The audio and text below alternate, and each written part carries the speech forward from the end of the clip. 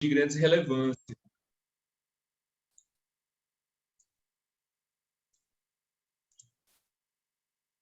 Boa tarde a todos e todas. Agora que percebi que estamos gravando, vamos iniciar mais uma vez. Peço perdão nesse sentido. Consulto se todos me ouvem. Alguém me pergunta aqui, só o Damião. Perfeito. Alguns estão escutando. Então, peço que verifique seu áudio. Vou iniciar a apresentação, fazendo a abertura novamente, saudando a todos e todas as pessoas presentes, desejando, de fato, um bom evento para nós aqui presentes. Reitero a solicitação que os microfones se mantenham desligados e, caso necessitem, utilizem o chat da plataforma Zoom. A Superintendência de Políticas Afirmativas da Universidade Federal do Paraná, em parceria com o Grupo Dignidade e a Aliança Nacional LGBTI+, a Rede Gay Latino, Instituto Brasileiro de Diversidade Sexual e o Grupo Arco-Íris, por meio do programa de pós-graduação da UFPR, estão ofertando justamente a primeira disciplina em tópicos especiais em cognição, aprendizagem e desenvolvimento humano e diversidade, na modalidade desses webinários, que ocorrem desde o dia 16 de julho até o dia 4 de agosto. Os eventos estão ocorrendo através desta plataforma Zoom, sendo transmitidos em todos os canais da Aliança Nacional LGBTI+, de meio virtual, especificamente, até me corrijo, pela plataforma YouTube, especificamente, da Aliança Nacional LGBTI+. Os webinários vão tratar de temas de bastante relevância para a comunidade LGBTI+, como educação, saúde, emprego, ativismo, segurança, entre outros. E em cada evento haverá, de fato, o lançamento dessa enciclopédia LGBTI+, que totalizarão 25 manuais, que irão compor aí um compêndio, em brinco, inclusive, que este vai ser o verdadeiro kit gay, o kit LGBTI+, para a população LGBTI. O evento contará com certificação de participação. A gente pede que quem ainda não teve acesso, que busque se inscrever através da plataforma do Event Free. Né? O link deve estar para vocês, eu acho que já até colocaram aqui no chat. A lista de presença está compartilhada no chat, já está aqui no chat perfeitamente a questão da lista de presença. Se inscrevam lá também. Hoje nós contaremos, então, com a presença da doutora Amanda Baliza, da doutora Margarete Hernandes, da doutora Dandara Hudson, e eu estarei aqui com vocês. Inicio, então, já passando a palavra para a doutora Margarete Hernandes, ela que é advogada e palestrante, especialista em processo civil pelo Sejusc, em Santa Catarina, especialista em gênero e diversidade pela escola da UFSC, presidenta da Comissão de Direito Homoafetivo e Gênero da OAB Santa Catarina e é coordenadora da adjunta da área jurídica da Aliança Nacional LGBTI+. A doutora Margarete vai iniciar nos trazendo os desafios do direito LGBTI no mundo atual, no momento atual que vivemos. Então, de pronto, passo a palavra à doutora Margarete para que, no tempo de 30 minutos, possam fazer sua explanação, e a gente solicita a todos e todas que possam já fazer suas contribuições com a temática, destacando que a doutora Margarete precisa sair antes do fim. Então, quem quiser fazer as questões, pode fazer no chat a partir da fala da doutora Margarete. Doutora Margarete, minha amiga, minha querida Margarete, contigo a palavra. Marcel, está me ouvindo? Perfeitamente. Tá ok. Gente, boa noite a todos, a todas e a todos que estão nos assistindo, que estão nos ouvindo. Marcel, meu querido, é uma honra novamente estar contigo aqui. A doutora Amanda, a doutora Dandara, ladeada pelos grandes juristas do direito LGBTI. Então, a minha fala, eu até peço desculpas que eu tive um problema e estou aqui trancada no trânsito e eu parei num lugar para poder falar. Essas são as vantagens e desvantagens das conferências online, porque aonde a gente está, a gente pode falar. Atrasou porque o trânsito estava perdido, a gente faz do carro. Então, essas são as benesses dessa situação atual em que vivemos. Bem, Nós sabemos, então, que tudo começou, né? O direito LGBTI começa a ser postado. Eu vou fazer rapidamente um introito histórico aqui em 2011, né, com o reconhecimento da união estável como entidade familiar pelo STF em 2011. Em seguida, a gente tem a a adoção em 2013, depois a alteração por registro civil, doação de sangue por homossexuais, ou a inclusão do nome social, enfim, a criminalização da homofobia em 2019. Nós estamos tendo. Então, todos devemos saber aqui que o que nós temos hoje são jurisprudência.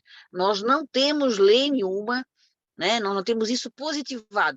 O Congresso Nacional, ele, infelizmente, nós temos, né, se eu não me engano, Marcel, quase 60 PLs engavetados relativo ao direito LGBTI. Ou seja, a pauta de costumes é completamente travada pelas bancadas conservadoras do Congresso Nacional.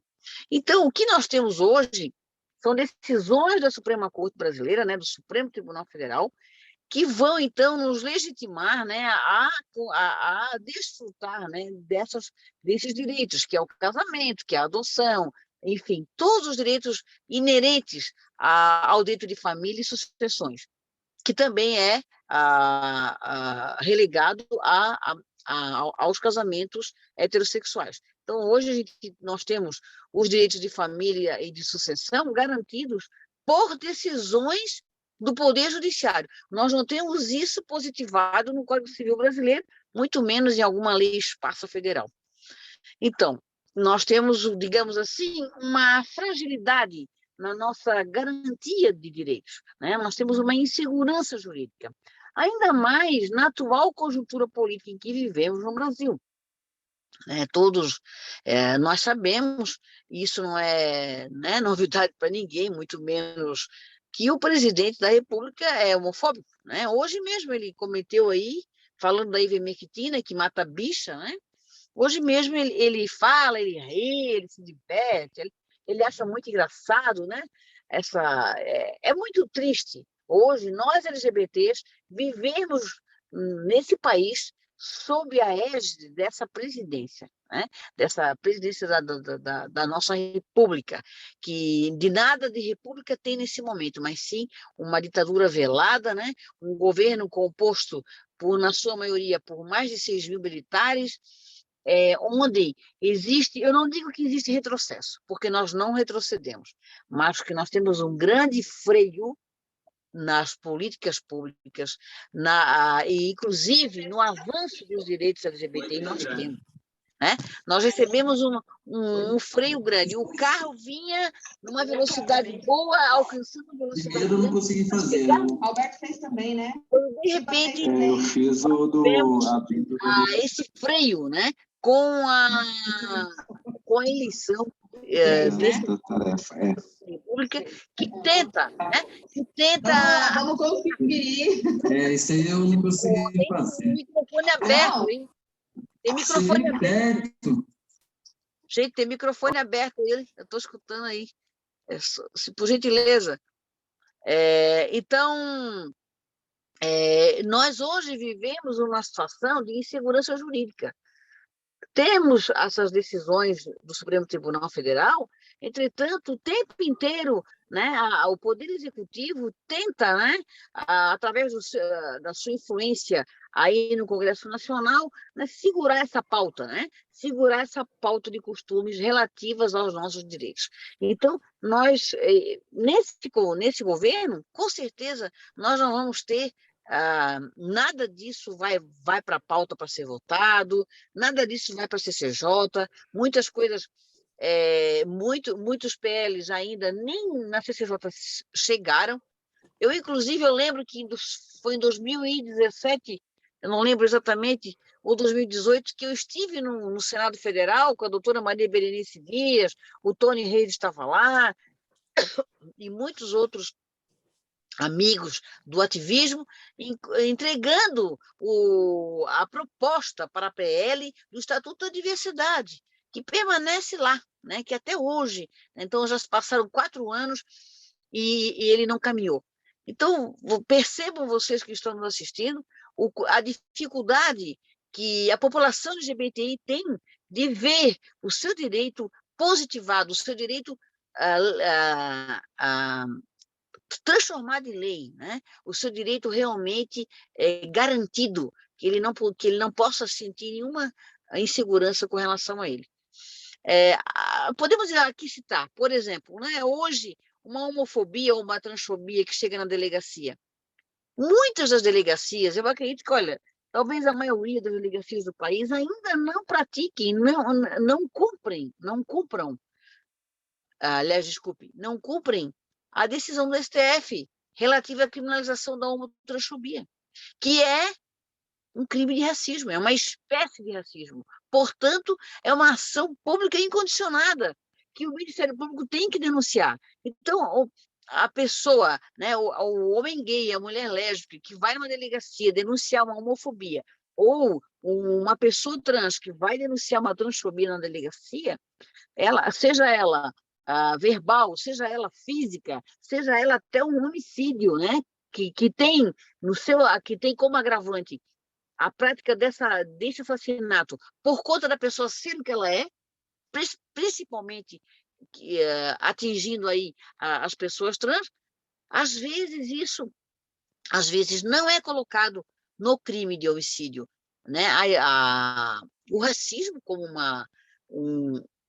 também como a lesão a esse crime, a lesão a essa lei, aliás, não é colocado, e quando é apenas uma ofensa verbal, também não é ainda tipificado como um crime de racismo. E fica ali, né? É uma injúria racial, vai para um termo circunstanciado, né? Obedecendo à Lei 9.099/96, que é a Lei dos Juizados Especiais Criminais, e isso acaba lá. O ofensor chega no dia da audiência, paga uma cesta básica, paga o salário mínimo e meio, ou o serviço da comunidade, e tudo termina ali. E isso está completamente equivocado, né? A homotransfobia ela é uma espécie de racismo. Portanto, deve ser enquadrada como um crime inafiançável, imprescritível e denunciado pelo Ministério Público, porque é uma ação pública incondicionada. Então, nós precisamos esclarecer isso à população, e aqui em Santa Catarina, nós da Comissão da OAB, emitimos ofício para a Secretaria de Segurança Pública pedindo que essa decisão do STF relativa à criminalização da homotransfobia seja cumprida, né? E que os delegados cumpram, o que na maioria acaba não acontecendo, mas nós aqui emitimos esse ofício. O secretário-geral de Segurança Pública emitiu ofício para todas as comarcas dos delegados pedindo o cumprimento dessa decisão. Então, nós esperamos aqui, no nosso estado, né, a princípio, que realmente essa decisão seja cumprida, né, quando a vítima vier expor a sua homofobia ou a sua transfobia numa delegacia de polícia. Então, vivemos hoje um momento em que temos as decisões do STF e, às vezes, dificuldade, né, de que elas sejam cumpridas aqui na primeira instância, né? A Aliança Nacional LGBT tem um programa, né, Cumpra-se, que é um programa que trabalha junto ao Ministério Público e à polícia para que essas decisões, né, tão bem foram decisões que custaram para sair, porque foram decisões que o movimento social pressionou, o advogado postulou e o Poder Judiciário decidiu. Isso às vezes leva tempos, em cima de qualquer caso concreto, né, para que a gente possa ter esse direito realmente reconhecido. O que nós precisamos é de visibilidade, mas nós não precisamos, gente, de visibilidade pela violência. Eu não quero ser visível como lésbica por uma agressão, um ataque que eu sofri. Eu não quero essa visibilidade. Eu quero a minha visibilidade perante o meu direito natural. Né? O meu direito é o direito que eu tenho como cidadã, né? Com a Constituição sendo cumprida no artigo 3º, no artigo 5º, pelo princípio da dignidade da pessoa humana, e que não pode haver nenhuma discriminação, nem de cor, nem de raça, nem de sexo, né? Nem de gênero. Então, nós temos que resistir, né? E continuar lutando, né? Para que essas decisões que nós temos hoje ainda a nosso favor sejam cumpridas. Essa é uma outra luta que nós temos, né? Já lutamos para que ela chegasse lá no STF. já lutamos para ela que chegasse lá, já lutamos para que o nosso pedido fosse procedente, né, fosse provido, fosse procedente, e agora a gente precisa que depois dessa decisão ainda ela seja cumprida. Então, olhe, né, o caminho, como o caminho é áspero, como o caminho, às vezes, é difícil, né? O caminho das pessoas LGBTI, tudo é mais difícil, tudo leva mais trabalho, até para cumprir uma decisão do STF. Isso é muito...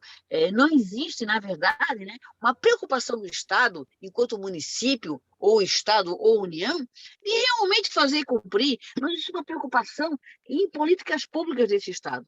Não existe uma preocupação desse Estado dar a tutela devida ao exercício da cidadania plena do LGBTI. Agora,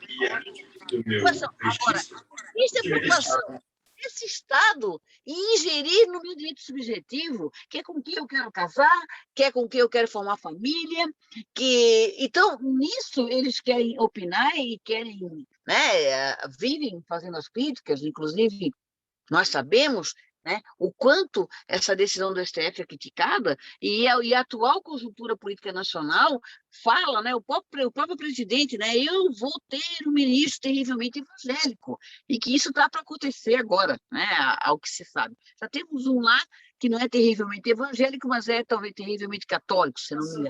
E agora vamos talvez ter um terrivelmente evangélico. E mesmo assim não temos maioria, né?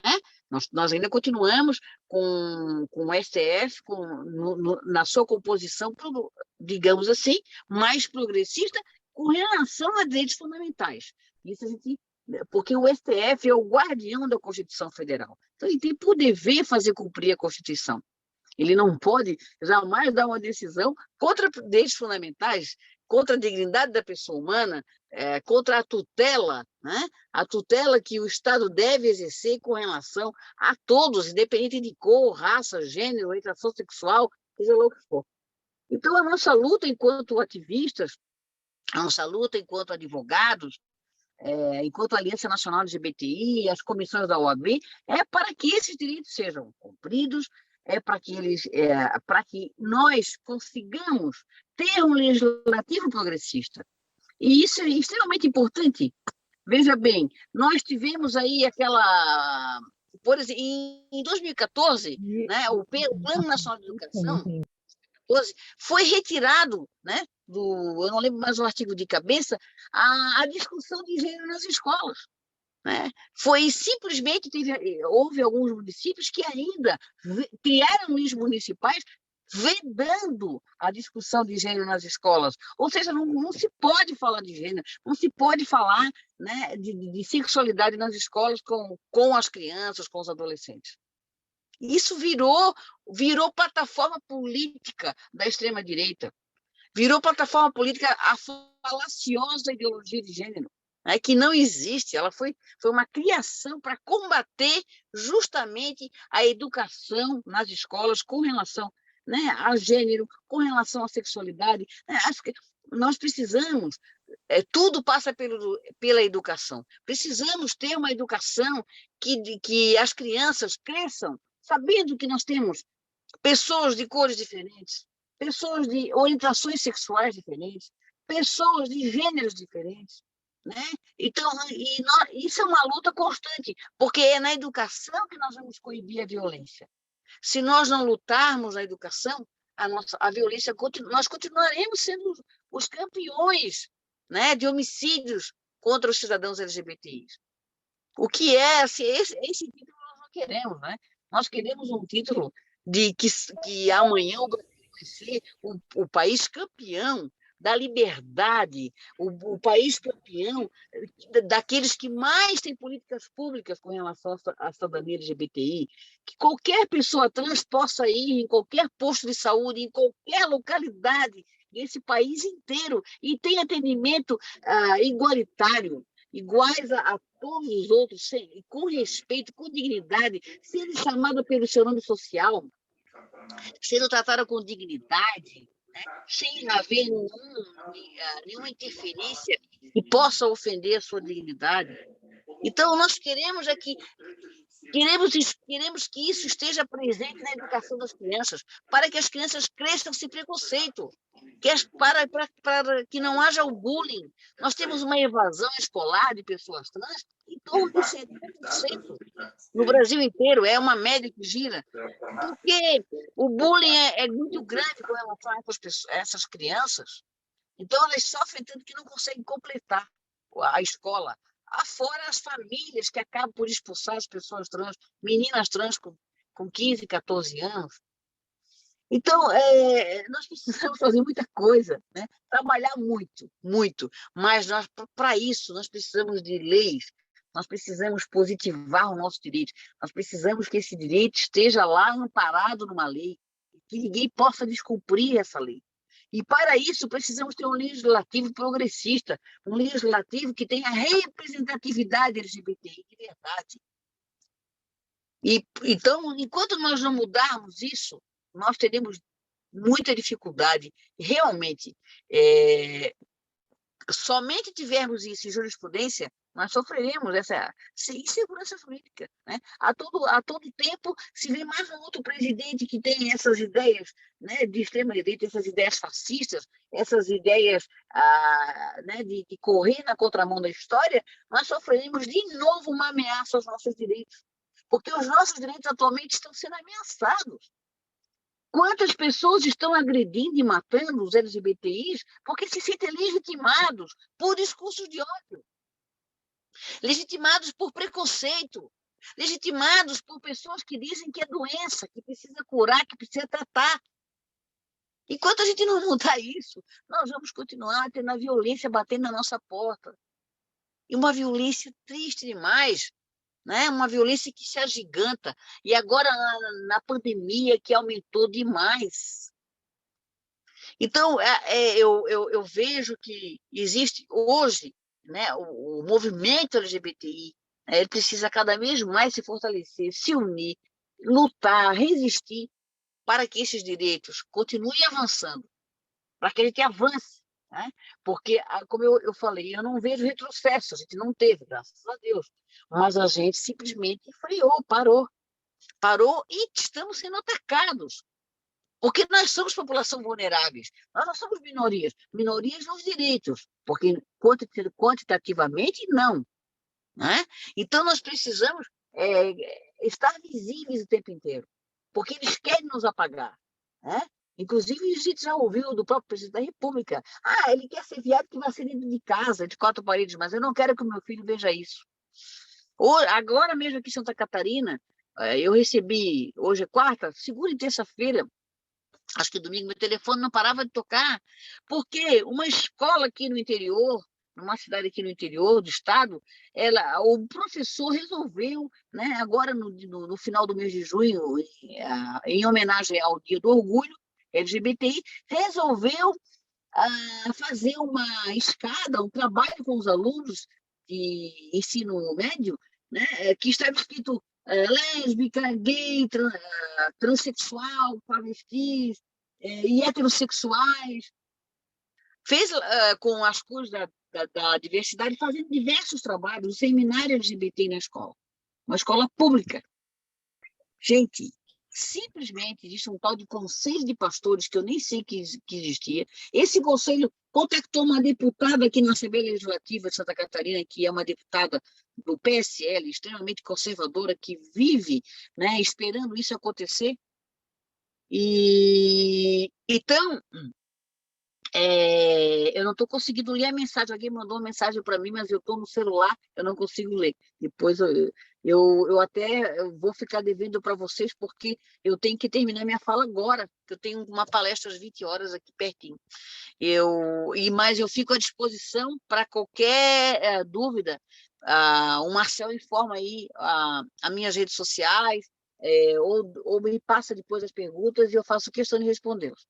Então, para terminar, houve essa movimentação e simplesmente o que a escola chegou a pedir desculpas para os pais, porque essa deputada insuflou os pais contra esse professor. O professor teve que sair da cidade. E a alegação é que, não, na frente das crianças nós não queremos isso.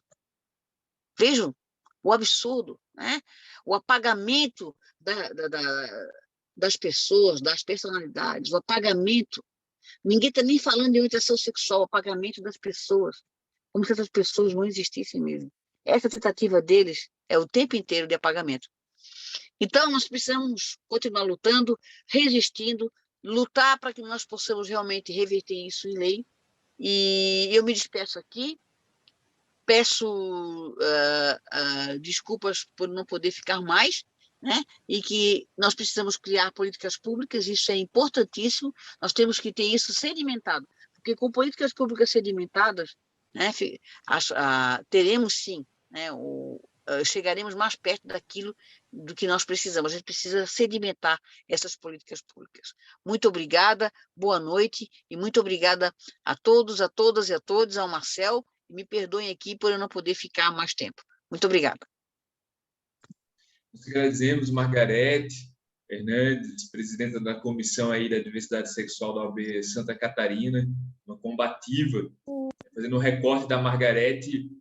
Não sei se todos e todas recordam, nós tínhamos, dentro dos direitos LGBTI, um ataque direto à decisão do 5 de maio de 2011, do casamento da união estável, e depois o CNJ regulamentou o casamento, através de um promotor, Limonge, lá de Santa Catarina, né, e foi a atuação da doutora Margarete que conseguiu retirar o promotor da comarca da lotação dele para evitar que o promotor Limonge ele tinha um procedimento de, enquanto fiscal dos cartórios judiciais, acabar por recorrer das decisões de homologação de casamento de pessoas do mesmo sexo. Um absurdo total. Dizia que era antijurídico, inconstitucional, e a atuação da doutora Margarete foi fundamental. Agradecemos. Nós tivemos contribuições aqui no chat. Destaco que temos um colega aqui, ele está como Law Student, não tem o nome dele aqui.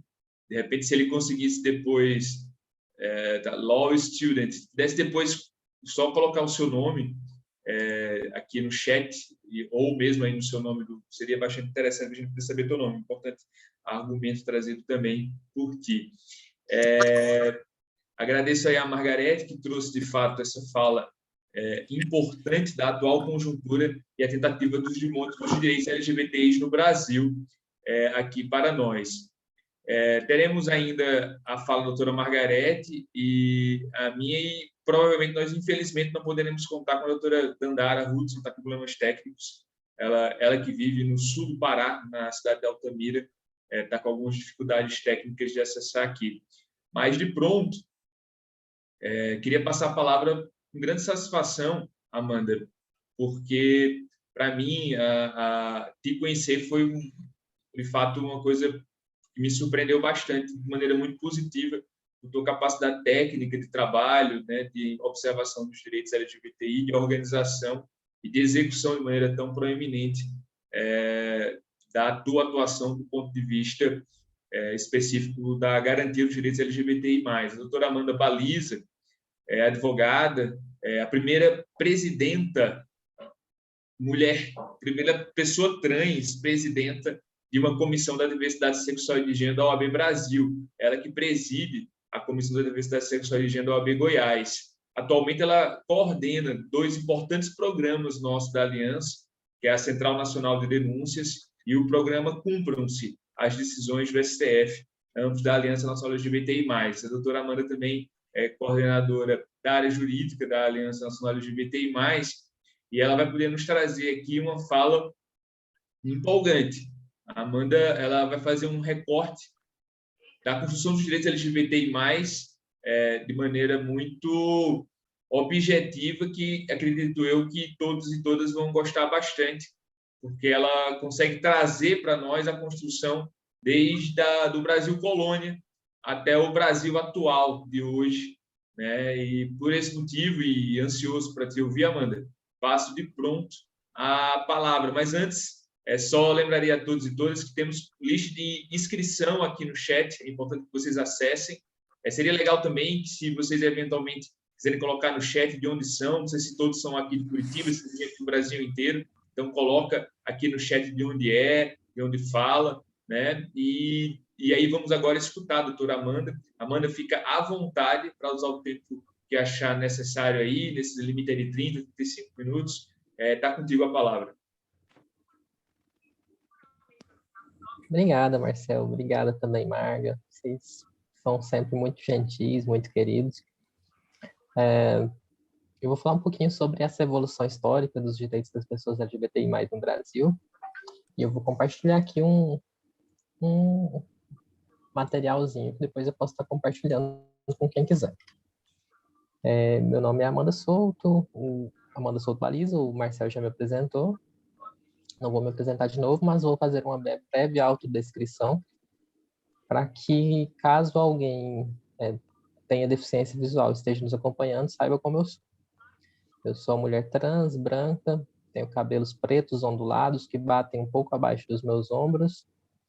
Eu estou usando maquiagem, estou com batom vermelho escuro. Atrás de mim tem uma parede branca, um pedacinho de uma televisão, e eu estou usando um vestido roxo. E quando a gente começa a falar de evolução histórica dos direitos das pessoas LGBT no Brasil, a gente tem que começar lá quando o Brasil começou mesmo. Aliás, um pouco antes do Brasil começar, a gente já tinha lá o que era chamado de crime de sodomia.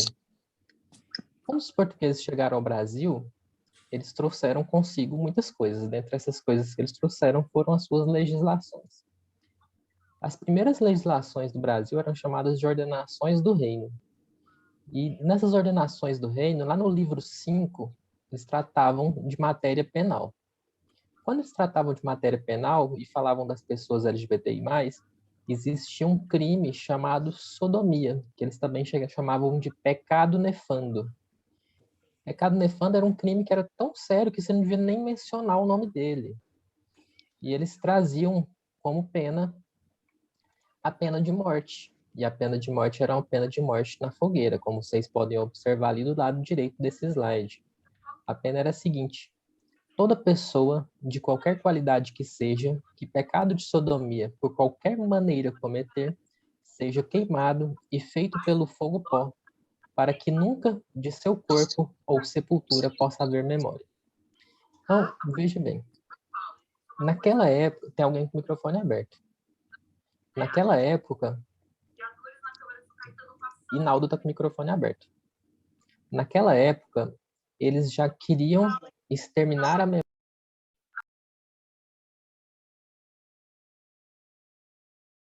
Estou procurando aqui, Amanda, só... Tinha desabilitado o meu silenciou som. já, né? Naquela época, eles já queriam exterminar a memória da pessoa por meio da morte. Veja bem, eles queriam que a memória da pessoa desaparecesse porque eles pensavam que aquele comportamento desapareceria da sociedade se não tivesse nada para lembrar, se não tivesse corpo, se a pessoa se tornasse cinzas. A gente pode fazer um paralelo interessante no PL 504, que teve em São Paulo recentemente. O PL ele visava justamente proibir a publicidade de pessoas LGBTI+. Por quê? Porque eles pensam até hoje que se esse comportamento desaparecer da sociedade, se esse comportamento for ignorado, se esse comportamento for extinto de alguma forma, ele vai desaparecer da sociedade, se ele não for visto. E esse crime, ele vigorou até 1830. Mas quando a gente chegou lá em 1603, eles criaram um outro crime. Esse 1603, nas ordenações filipinas, eles criaram um crime que era chamado do homem que se vestir em trajes de mulher ou mulher em trajes de homem, e dos que trazem máscaras. Esse crime, ele primeiro veio lá nas ordenações filipinas, e depois ele foi repetido nas constituições do arcebispado da Bahia, lá em 1707. E é muito interessante quando as pessoas falam assim, hoje em dia, esse negócio de LGBTI, na minha época não tinha. Gente, se existia uma lei lá em 1500, lá em 1603, que proibia esse comportamento, será mesmo que na época dessa pessoa não existia? Existia. O problema é que sempre foi um comportamento muito reprimido na sociedade, né? E sendo um comportamento muito reprimido, naturalmente as pessoas falam que na época delas não existia, mas sempre existiu. Nas últimas décadas, os estudos em cima dos estudos do Luiz Motti, e outros estudos mais antigos, identificaram quem foi a primeira travesti brasileira. E ela recebeu o nome social pela Marjorie Marx, e o nome dela social passou a ser Chica Manicongo.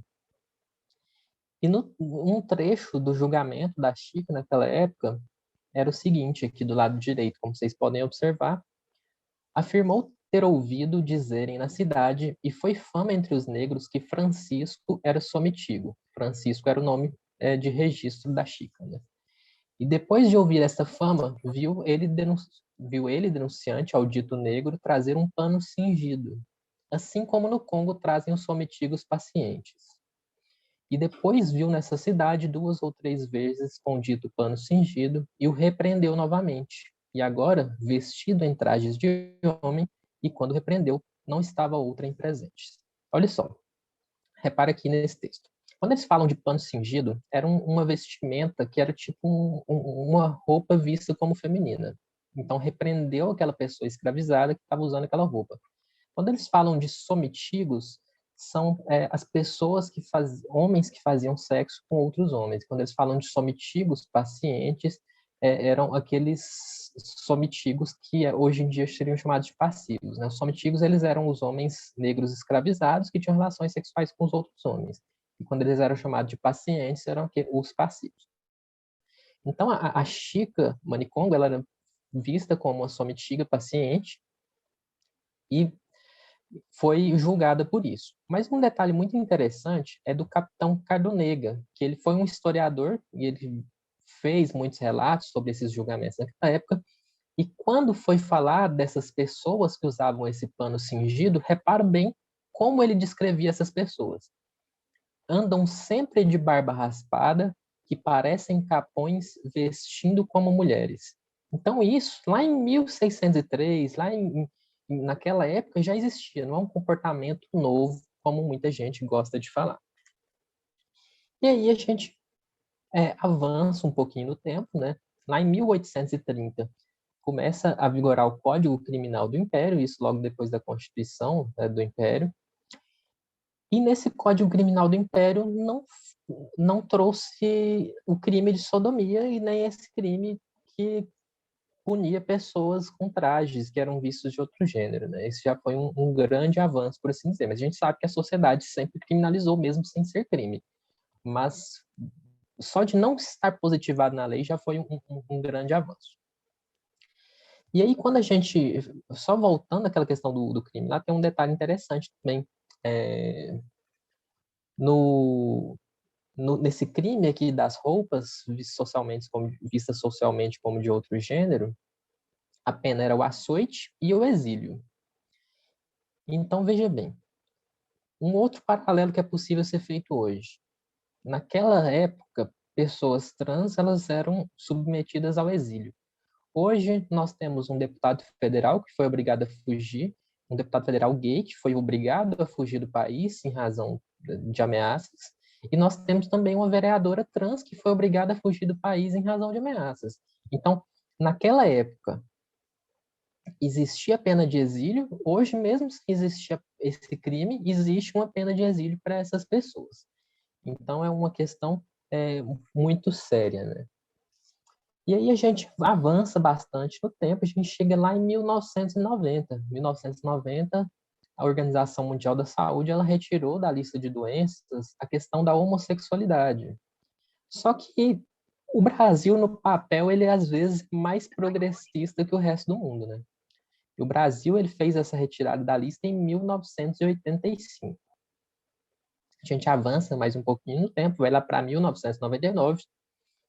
Em 1999, o Conselho Federal de Psicologia proibiu terapia de conversão, lá na resolução número 1 de 99. Essas terapias de conversão são as chamadas curas gay, né?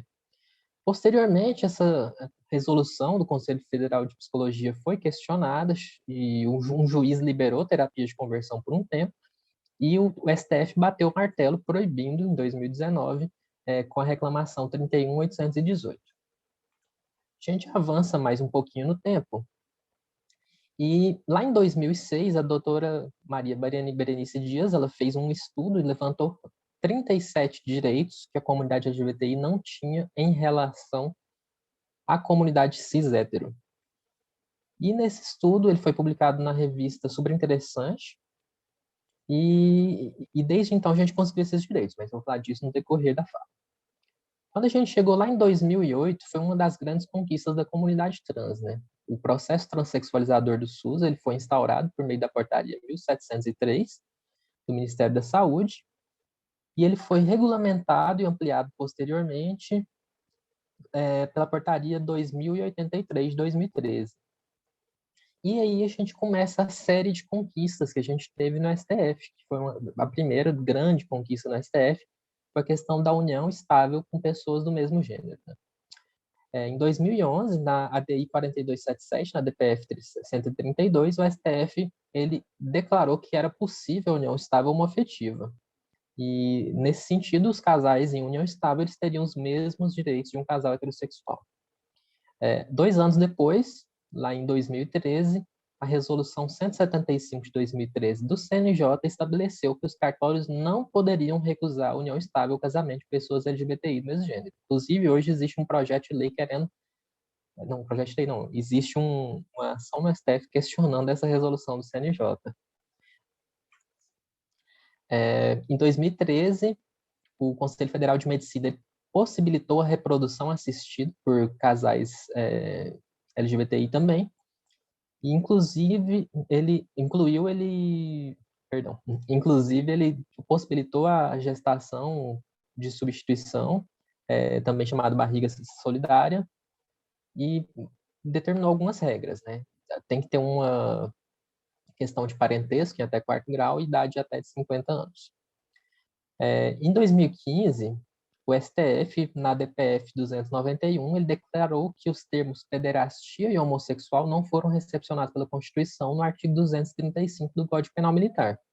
Era um crime que ele ainda existe, né? Ele trata de atos libidinosos em lugares sujeitos à administração militar. Só que no texto lá do Código Penal Militar, eles falam de questão de pederastia e homossexual. O STF entendeu que esses termos eles são discriminatórios e que não são recepcionados. O crime ainda existe, mas ele não deve ser interpretado de acordo com esses termos.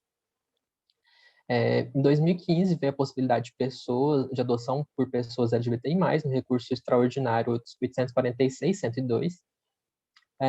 Inclusive, esse recurso extraordinário, ele chegou ao STF por meio do nosso diretor-presidente, Tony Reis. Eles queriam proibir que ele adotasse as crianças, eles queriam determinar que a adoção dele fosse feita por apenas meninas de 12 anos ou mais, ou seja, eles entendiam que por ele ser um gay, por ele estar em um relacionamento homoafetivo, ele abusaria de meninos, então só queriam deixar que ele adotasse meninas.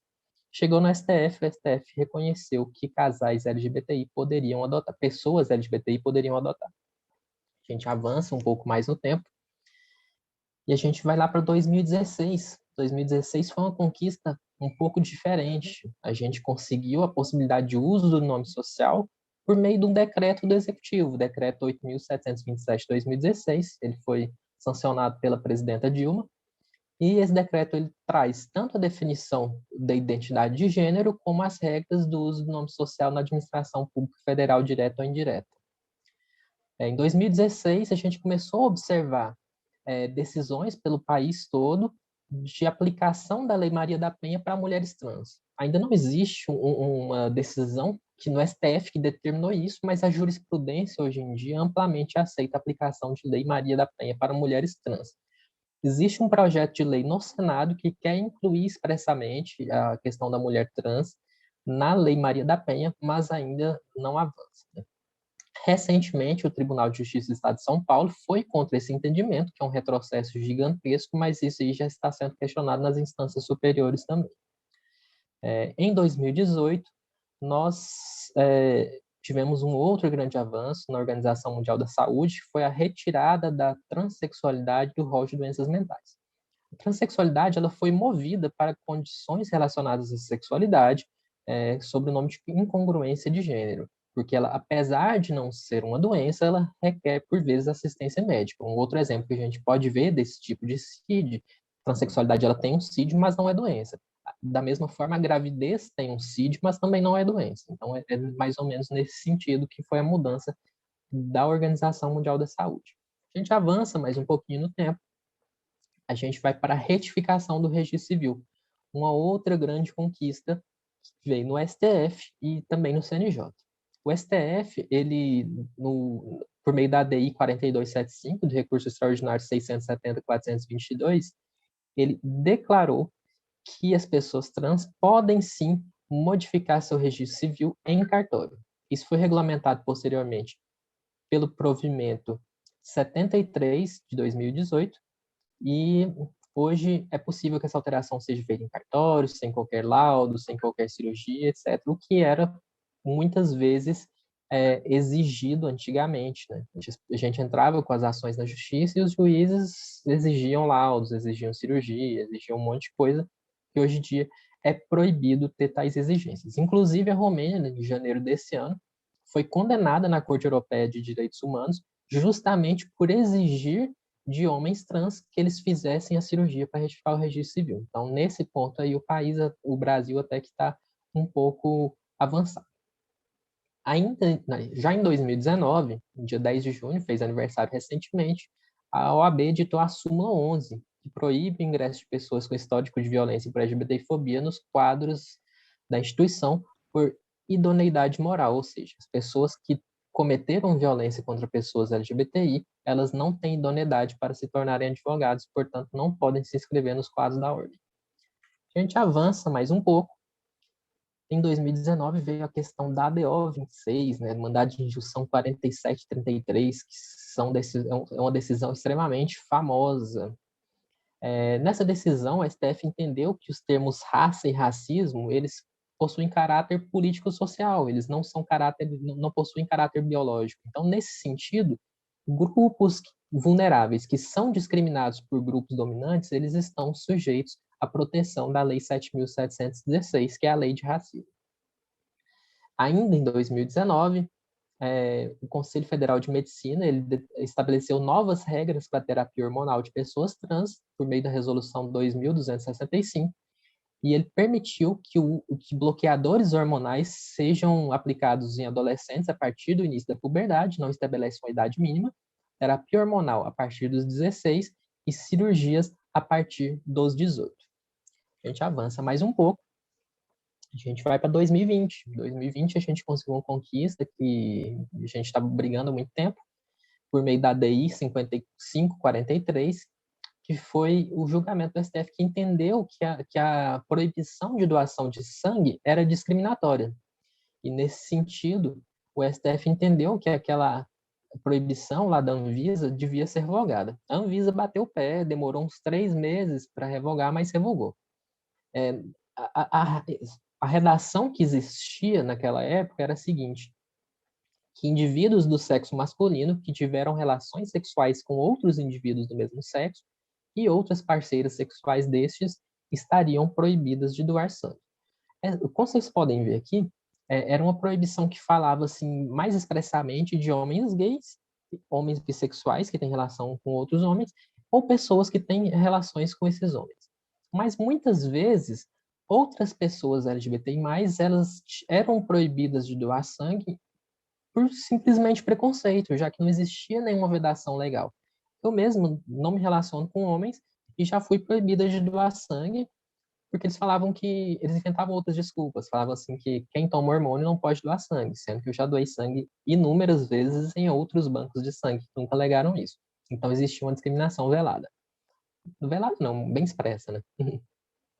Ainda em 2020, lá em outubro, o Conselho Nacional de Justiça ele editou a Resolução 348, que permitiu a autodeclaração de pessoas LGBTI nos estabelecimentos prisionais, inclusive com a possibilidade de escolher em qual ala homens e mulheres trans vão ficar, se querem ficar em uma ala específica LGBTI, se querem ficar na ala feminina, na ala masculina, direito a acesso a produtos de beleza, direito ao uso de roupas condizentes com a identidade de gênero e tal. Posteriormente, essa resolução sofreu uma alteração, eu acho, se eu não me engano, pela resolução 366, e retirou a palavra travesti. Isso a gente está questionando o CNJ, inclusive a gente deu entrada nessa petição em parceria com a Defensoria Pública da União ontem foi terça-feira? Foi ontem. Ainda em 2020, a gente conseguiu diversas derrubadas de leis que queriam proibir o ensino de gênero e sexualidade nas escolas, né? A gente conseguiu essa declaração que essas leis fossem declaradas inconstitucionais, a exemplo da DPF 457, no Novo Gama, em Goiás, DPF 526, em Foz do Iguaçu, no Paraná, DPF 467, em Patinga, Minas Gerais, DPF 460, em Cascavel, no Paraná. Eu posso disponibilizar o material depois, Elzi. Todas essas ADPFs, a Aliança teve participação delas, e a gente ainda acompanha 3 ou 4 que têm um teor semelhante no STF. Eu fiz a agenda legislativa, aliás, a agenda legislativa não, fiz esse levantamento de ações que a gente está acompanhando no STF, e a maioria delas se trata de leis semelhantes a essas leis de escola sem partido. A gente avança um pouquinho mais, a gente vai para 2021. Em junho de 2021, mês passado, o Conselho Federal de Medicina estabeleceu regras éticas para a reprodução assistida, por meio da Resolução 2294 de 2021, citando expressamente a permissão do uso de técnicas para pessoas trans e homoafetivas. Então, isso é muito importante, essa menção expressa quando a gente fala de normas éticas. E também, ainda em 2021, essa é super recente, não deu nem um mês ainda, o ministro Gilmar Mendes, na DPF 787, ele determinou que o Ministério da Saúde, no prazo de 30 dias, então a gente ainda está dentro desse prazo, a gente não atingiu os 30 dias, adeque o sistema para garantir o atendimento de pessoas trans, independentemente do sexo biológico, e o uso do termo parturiente nas declarações de nascimento vivo. Por que isso? Muitas vezes, por exemplo, homens trans iam procurar o atendimento ginecológico e o sistema barrava. Mulheres trans iam procurar um atendimento com o urologista e o sistema barrava. Em 2018, a DataSUS fez uma atualização do sistema que permitiu que, quando as pessoas fossem barradas, o sistema fosse liberado. Só que isso tem que ser feito de maneira manual pelo gestor do sistema. Então, a burocracia é enorme. Pela decisão do ministro Gilmar Mendes, isso vai ser de maneira mais automática. O Ministério da Saúde ele tem até dia 28 desse mês para se manifestar sobre isso. E parturiente também é natural que exista essa alteração do termo, em razão de que nem toda pessoa que vai passar por um parto é uma mãe. Às vezes, homens trans também são parturientes. E vamos falar um pouquinho sobre a LGBTfobia e o judiciário. Estou quase encerrando já, gente. Muitas,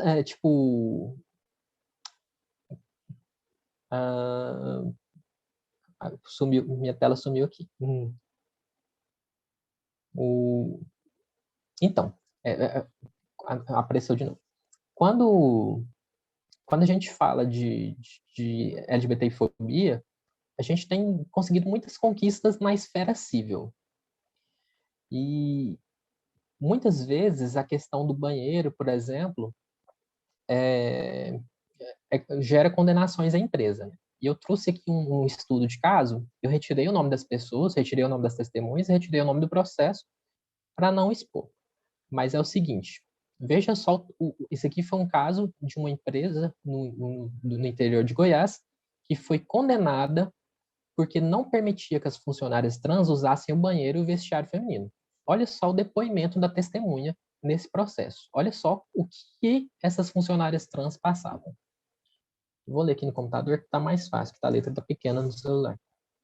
Que já presenciou a reclamante sofrer constrangimento no banheiro vestiário masculino pelos funcionários da reclamada, que gritavam, batiam na bunda dela e assoviavam para a reclamante.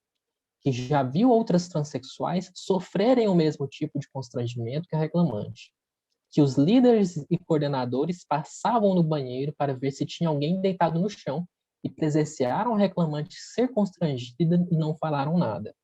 Que não conhece nenhum funcionário que tenha sido divertido ou suspenso pelo tratamento dado aos transexuais, que nunca participou de nenhuma palestra da reclamada sobre conscientização e respeito às diversidades. Então, observa só tanto que esse foi um caso sério. A gente tem aqui uma empresa que proibia que as pessoas trans usassem o vestiário em relação condizentes com a identidade de gênero. Essa funcionária era constrangida, passava por violência sexual dentro da empresa. Os coordenadores da empresa não faziam nada, eram coniventes e sequer davam treinamento para os funcionários.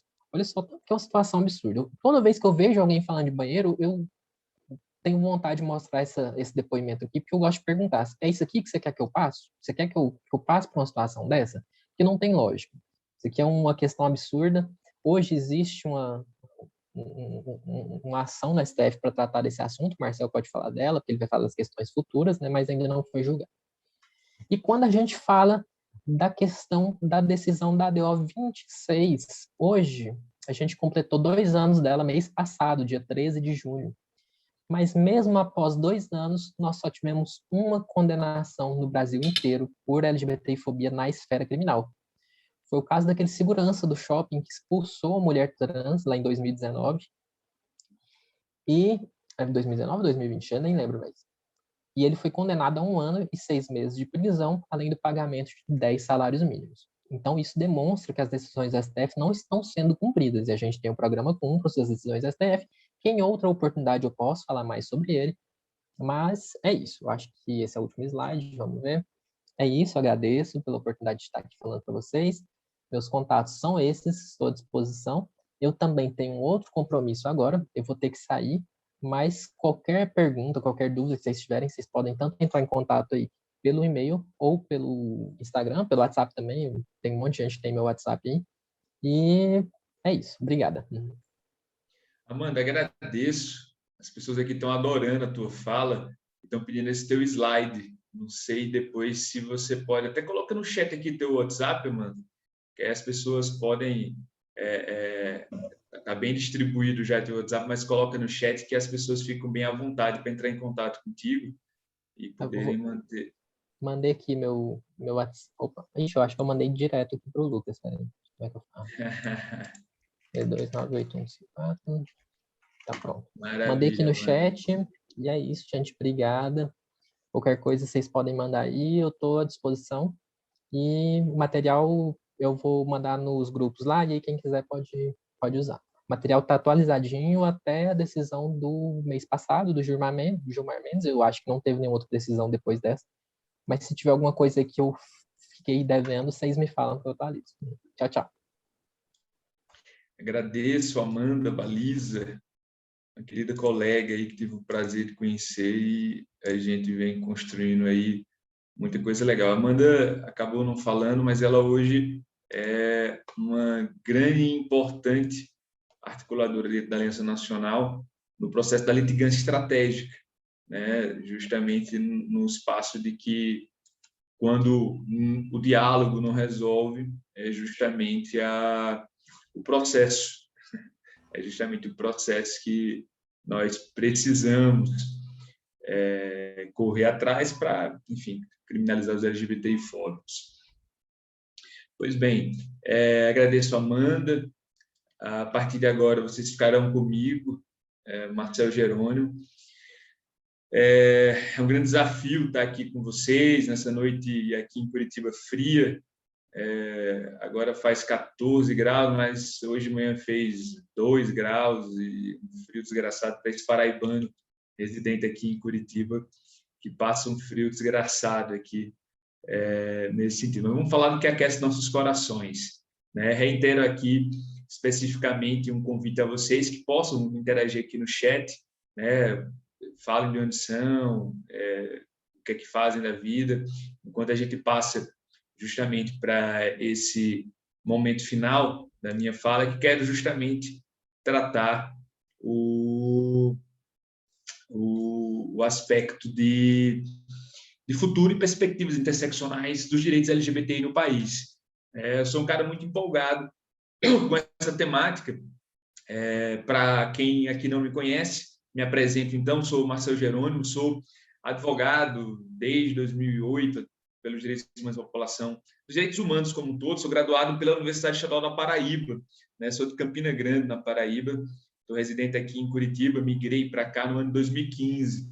Aqui me tornei especialista em Direito Público pela Escola da Magistratura Federal do Paraná, né? E com muita honra hoje eu coordeno as atividades do Conselho Estadual de Direitos Humanos do Estado do Paraná, né? Exatamente esse é o espaço que eu devo estar aí no nosso ano vindouro, nesse próximo ano vindouro, tentando focar minhas atribuições para justamente tentar compreender as interseccionalidades dos direitos LGBT com outras pautas, do que a gente realmente precisa. Mas vocês vieram aqui para tratar dos direitos da população LGBTI+, né? Tratar especificamente desse recorte que todos e todas nos interessam e que não tenhamos dúvida, né? De fato, a próxima revolução socio-jurídica que a gente tem no país a ser enfrentada.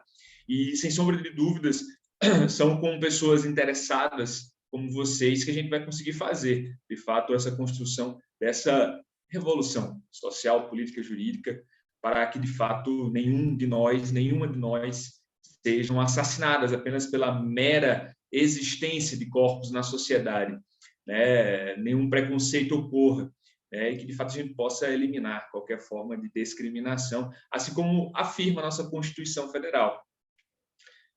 Mas do que estamos falando? A gente está falando justamente de que existe no país um gap entre a igualdade formal e a igualdade material. Se a gente parasse bem para imaginar, pessoal, eu não sei se aqui todo mundo é do âmbito jurídico, imagino eu que temos outras áreas além do direito aqui, mas para todos e todas aqui presentes, é importante deixar destacado que necessariamente os direitos da população LGBTI+, perpassam por um documento muito importante no país, que em que pese não esteja lá expresso, a Carta Magna, a Constituição Federal, o documento jurídico mais importante, está no topo da pirâmide jurídica de documentos que a gente possa utilizar. É na Constituição Federal que a gente pode, de fato, encontrar de maneira objetiva os nossos direitos. E assim o foi, né? Na distância desse gap entre igualdade formal e a igualdade material que insurge justamente os direitos LGBTI+. Né? É bom dizer que a nossa Constituinte atual, a nossa Constituinte de 1988, ela é constituída como a Carta Cidadã, né? É um documento, de fato, muito analítico, muito extenso, mas que, nos primeiros artigos, do 1º ao 5º, ele vai trazer importantes garantias dos direitos da população LGBTI+. Por quê? Porque estabelece como objetivo geral da República vivemos numa sociedade livre, justa, igualitária, sem qualquer forma de discriminação. Porque no artigo 5º estabelece que somos todos iguais, homens e mulheres, em dignidade e direito. Porque também no artigo 5º estabelece que compete à lei a tipificar e garantir toda forma de punição a atos discriminatórios. É na Constituição Federal de 88 que, dentro desse processo histórico bem trazido pela Amanda Baliza, a gente pode recordar também de um bom nome, de um grande nome de advogados e advogadas, que a gente precisa sempre lembrar do ponto de vista de nós que atuamos no ponto do campo do direito LGBTI+, do nome específico do advogado carioca João Antônio Mascarenhas. Eu estou falando esse nome, se vocês fizerem rápida busca na internet, vocês vão poder encontrar o nome de João Antônio Mascarenhas como um advogado carioca muito ousado e que pôde, em 1988, 1987, 86, já falecido João Antônio Mascarenhas, mas pôde buscar, tentar colocar na Constituição de 88 justamente os direitos expressos da população LGBTI+. Mas nós não conseguimos evoluir, nós não tivemos expressamente na Constituição de 88 justamente os nossos termos devidamente colocados, né, de acordo com o que hoje a gente utiliza, sem preconceito de raça, cor, credo e também de orientação sexual e identidade de gênero. Parece que, por não estar escrito lá, a igualdade formal da Constituinte de 88, e quando eu falo igualdade formal, eu estou falando na forma, eu estou falando porque está expresso de maneira lá no texto da Constituição, formalmente está na Constituição os direitos da população LGBTI+, a gente não tem a igualdade material, que é justamente essa igualdade que nós lutamos cotidianamente. É a igualdade do qual a gente busca ter, do contexto no nosso cotidiano, verificar que somos iguais uns com os outros. Homens brancos com homens negros, mulheres trans com mulheres cis, população bissexual com população heterossexual, população intersexual com a população que de fato nasce com sexo biológico definido, né? Essa dificuldade de compreensão dessa igualdade fática, que é uma igualdade de reconhecimento da nossa diversidade humana, que nós perdemos completamente a nossa capacidade de, hoje, na sociedade, ter um encontro entre a igualdade formal com a igualdade material do nosso país. Estamos num momento muito importante. Estamos num momento no qual me parece que não temos mais como voltar atrás. A doutora Margarete trouxe um recorte de um estanque dos direitos LGBTI no nosso país no momento atual, mas me parece que para trás nós não vamos voltar. E nos compete, de fato, para pensar como resolver esse espaço de estanque que vivemos hoje, pensarmos uma forma de encontrarmos espaço na sociedade para colaborar com outro webinário, que até que, inclusive, acontece concomitante com esse hoje, mas que nós possamos colaborar com o processo de educação humana, seja de maneira formal ou de maneira informal. Explico. A educação formal é aquela dita na sala de aula, mas nós aqui presentes, 53 pessoas nessa sala, podemos ter a capacidade de, ao introjetar e entender os direitos LGBTI+, sermos capazes de seres multiplicadores desses direitos na nossa sociedade. E essa é uma obrigação nossa. Nós que tivemos o privilégio de nascermos LGBTI+, ou sermos aliados LGBTI+, tivemos o privilégio de ter acesso à educação, tivemos o privilégio de fato, acessar espaços como esse, de maneira virtual, desses webinários importantes. É o nosso compromisso de podermos ajudar a sociedade a sair desse fosso do preconceito, né? Não adianta só apenas reclamar dos outros, é importante que a gente se coloque como um papel de transformador da sociedade, né? E esse espaço de transformação perpassa esse chamado que eu faço a vocês, de fato, serem agentes de transformação. Digo isso porque quando a gente fala de criminalização da LGBTI-fobia, é importante que a gente faça uma divisão, pessoal. Como foi dito bem pela Amanda Baliza, os nossos direitos, e também houve um recorte da doutora Margarete, os nossos direitos foram forjados no judiciário. E por estar no judiciário os nossos direitos, parece que a nossa população LGBTI+, se acostumou com uma forma de exigir seus direitos de uma forma que o próprio direito, e nós, estudiosos do direito, acabamos percebendo, que nem sempre é a mais interessante. Digo isso porque, para nós, LGBTI+, para nós, operadores, eu odeio essa palavra, mas para nós que atuamos no campo do direito, né, nós, hoje, quando tratamos do direito da população LGBTI+, quando tratamos de violação, pensamos logo no processo, pensamos logo na possibilidade de acionar o judiciário. E eu, pessoalmente, tenho ressalvas a isso. Tenho ressalvas e faço esse destaque para vocês no seguinte sentido. Sei que nós viemos aí de um processo histórico dos últimos 10 anos de conquistas no judiciário, que vem até anterior, né? Nós temos decisões de primeiro grau de juízes, de tribunais de justiça, garantindo direitos da população LGBTI+, até o dia 5 de maio de 2011, no qual a gente teve a primeira decisão de maneira unânime pelo STF do direito ao reconhecimento de união estável de pessoas LGBTI+. Mas de lá para cá, a gente pôde também avançar em políticas públicas, né? Em alguns municípios, em alguns estados, e nos compete compreender que não é tudo que a gente vai, de fato, apenas no processo ter que garantir no judiciário os nossos direitos. É importante que a gente se sinta participante do processo de transformação social, né? Seja na forma de educação informal, nos debates, mas também na incidência política, para que a gente possa, nos nossos espaços, nas nossas faculdades, nos nossos colégios, nas secretarias municipais de educação, dentro das comissões de OAB, que vocês eventualmente possam participar, mas que a gente possa ser agente de transformação para garantir, além do processo, garantia dos direitos da população LGBTI+, especificamente na educação. Por quê? Porque a gente sabe que, do ponto de vista histórico brasileiro, a temática LGBTI+, ela não passava pelos bancos das escolas. Lembro que eu saí da faculdade em 2008 e 2009, era no movimento estudantil, e a gente não debatia o tema LGBTI+, em 2008 e 2009. Não era assunto, não apenas na minha faculdade, mas no Brasil. Eu que integrei o movimento estudantil de direito, participei de alguns encontros nacionais, essa temática ela não era tratada no ambiente universitário do direito. E hoje, passados 10 anos, a gente tem vários coletivos que hoje ajudam a instruir, e esse é o futuro, a população LGBTI+, desconhecida. Digo isso, Elze, que efetivamente nós, inclusive você fala da Comissão de Direitos Humanos da Alagoas, um dos ENEDs que eu fui enquanto Nacional de Direito foi justamente na UFAL, aí em Alagoas, passei bons dias hospedados na UFAL, participando do Encontro Nacional de Estudantes de Direito. E de lá para cá, a gente teve alguns avanços que só reforçam em mim que o processo não resolve.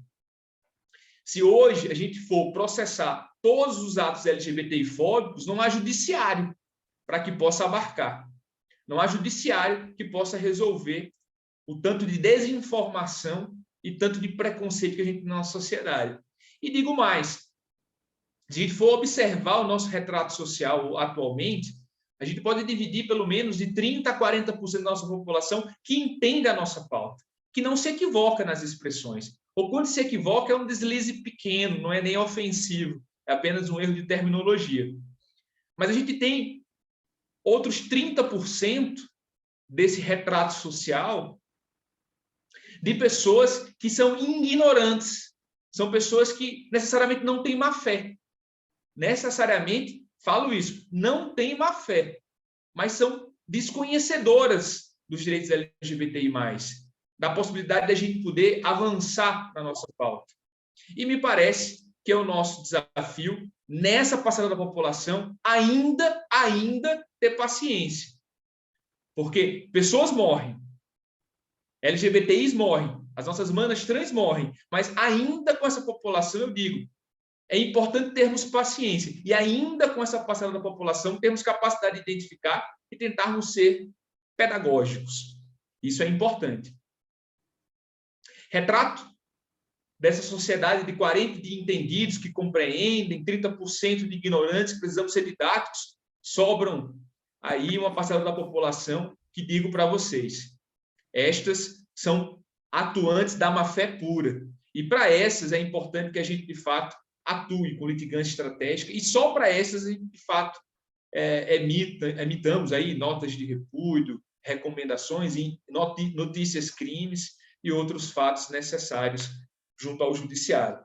Assim tem feito a Aliança Nacional LGBTI+, hoje tramitam, a Amanda coordena esse espaço, algumas ações civis públicas contra fatos específicos. A Aliança Nacional LGBTI+, ela não tem a função de fazer acompanhamento de caso jurídico, porque, a não ser quando tem advogados e advogadas voluntárias, mas que, em casos específicos de litigância estratégica, a gente tem atuado, inclusive, recentemente, por uma atuação da doutora Amanda, doutora Patrícia Manari, doutora Luanda, conseguimos uma indenização contra o ministro da Educação por palavras LGBTI-fóbicas. É esse espaço de litigância de uma educação formal que envolve especificamente também esse processo de educação da nossa militância, a saber dividir o que é necessário processo, o que não é processo, que eu acho que é papel nosso nos colocar a ter esse discernimento de dividir exatamente esse espaço de perspectiva do que merece processo ou não merece processo.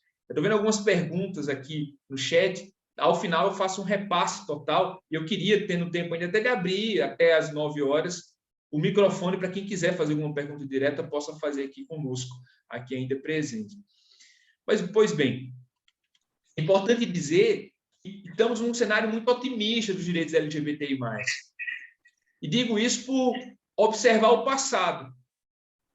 Peço ainda paciência para sermos pedagógicos com a passada da população, reconhecendo a história dos direitos humanos no Brasil. E não vou muito longe. Objetivamente falando, em 1891, a gente teve o processo que ainda não está resolvido, mas o caso da população negra escravizada. E naquela época, a gente tinha parcela da população que era contrária à abolição da escravatura e aqueles e aquelas que eram a favor da abolição da escravatura. É bom lembrar que naquela época havia gente com paciência dentro dos espaços de quilombos, dos espaços de militância sindical, que havia de processos já constituídos. Havia, naquela oportunidade, pessoas que foram construindo o direito de abolição da escravatura e contra aqueles escravagistas que diziam que se os escravos fossem libertos, haveria uma derrocada da economia brasileira, àquela época do Brasil colônia, venceu a tese da abolição da escravatura. O país, o Brasil, atrasado, um dos últimos a resolver seu problema da escravidão, mas venceu. E aqueles que eram abolicionistas estavam à frente da história.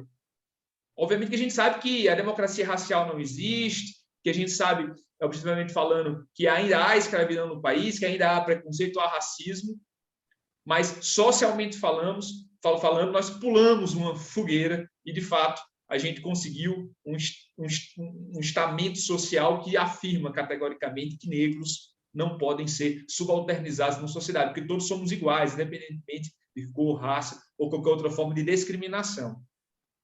Passamos alguns anos, e por isso que eu afirmo o meu otimismo e o nosso local aqui no espaço social que a gente vive hoje, quando eu trago para vocês a informação que foi em 1930 que as mulheres não votavam.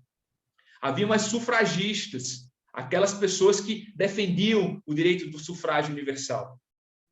E havia aquelas pessoas que diziam que se as mulheres fossem participar da política, haveria um processo de degringolamento da política nacional, porque a política feita por homens seria uma política ordinária, como se houvesse muitos políticos ordinários do ponto de vista da nossa política tradicional ainda hoje. Naquela época, aqueles e aquelas que eram contra o sufrágio universal diziam que se as mulheres votassem, acabariam com a política. Se com os escravos era economia, agora era com a política. E competiu, de fato, aqueles e aquelas sufragistas a garantir o direito, e estas pessoas estavam do direito ao voto, e estas pessoas estavam do lado certo da história. Essas pessoas puderam estar à frente ao seu tempo, no tempo em que viviam. E hoje e agora é a vez da população LGBTI+. Hoje e agora é a vez daqueles que ainda insistem em serem preconceituosos, serem enterrados pela história. Serem enterrados pela história, como foram os escravagistas, como foram os não sufragistas. Hoje, essa população preconceituosa, que fala que se lá no passado era economia, depois a política, hoje nos dizem que nós queremos acabar com a família. Economia, política, família.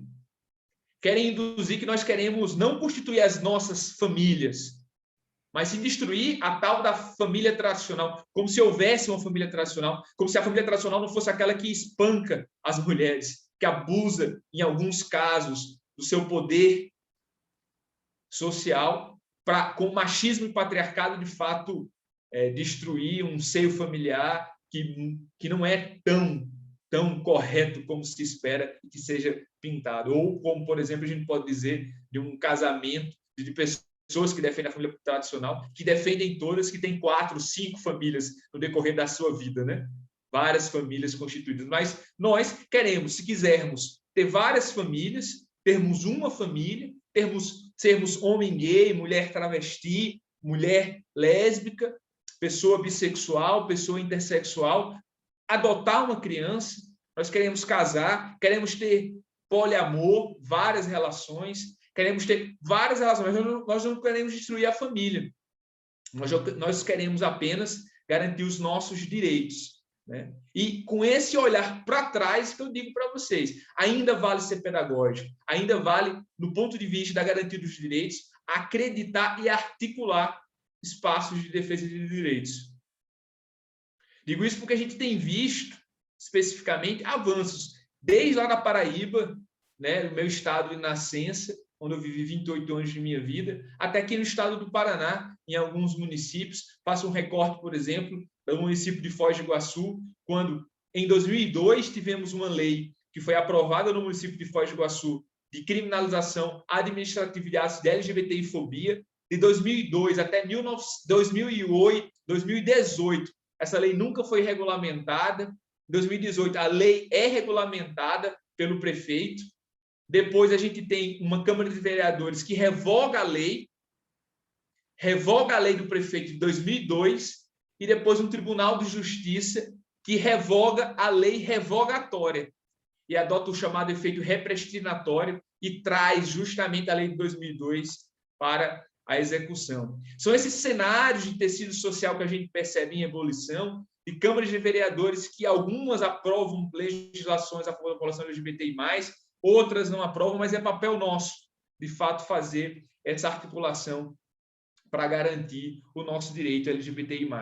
E digo para vocês, como é que a gente pode hoje ganhar o discurso político na tentativa de incidir no campo legislativo, incidir no campo das políticas públicas, do poder executivo, né? Que a gente, quando necessário, aciona o judiciário para encontrar justamente os nossos direitos garantidos. É importante que a gente busque dados sobre violência. A Aliança Nacional LGBTI+, está com o programa Cumpra-se, e a gente tem buscado, no recorte do programa Cumpra-se, as decisões do Supremo Tribunal Federal, incentivar que a Secretaria de Segurança Pública dos Estados possam adotar o que o STF diz sobre criminalização da LGBTI-fobia e produzam dados. São com esses dados que a gente vai dizer que a nossa população não sofre mimimi, sofre violência. E é por causa da violência que, se nós todos somos contra a criminalidade, se nós todos queremos policiamento, a polícia tem que ser para todos e todas. A polícia tem que atender não só o cidadão homem branco, dono de posses, que vai à delegacia alegar um roubo de um pertence seu, mas também tem que atender de maneira adequada a população LGBTI+, que é violada. E são com esses dados que, de fato, a gente pode avançar no nosso país. Nós temos preconceitos institucionais. Nós temos preconceitos institucionais tanto no judiciário, tanto no Ministério Público, tanto na Defensoria Pública, tanto nas OABs Brasil afora. Reconhecer o preconceito é uma mola propulsora para que a gente, de fato, consiga nos tornar agentes de transformação dessa sociedade. Esse é um desafio que conclama a todos e todas a se sentirem empoderados e empoderadas, a que, de fato, possam levar à sociedade esse processo de transformação social. O fato é que, do ponto de vista do que a gente verifica na nossa sociedade, nós temos tido, de fato, um judiciário que, num retrato objetivo, tem acolhido bastante nossas demandas. Não é só o direito da população LGBTI num congresso, no STF, mas falamos também de várias decisões de primeiro grau, né? Estava recebendo recentemente uma decisão do Judiciário de São Paulo, que reconheceu o direito da população não binária, ter o direito ao gênero neutro na sua certidão de nascimento, alguns direitos garantidos no judiciário, e aí chamo a todos e todas aqui presentes que tenham interesse ou que buscam, ou que são advogados e advogadas, que se tornem não apenas advogados que cobram valores. Eu sempre chamo a advocacia, sei que a gente tem que defender honorários justos, éticos, mas conclamo a todos e todas que possamos buscar teses interessantes e atuação pro bono,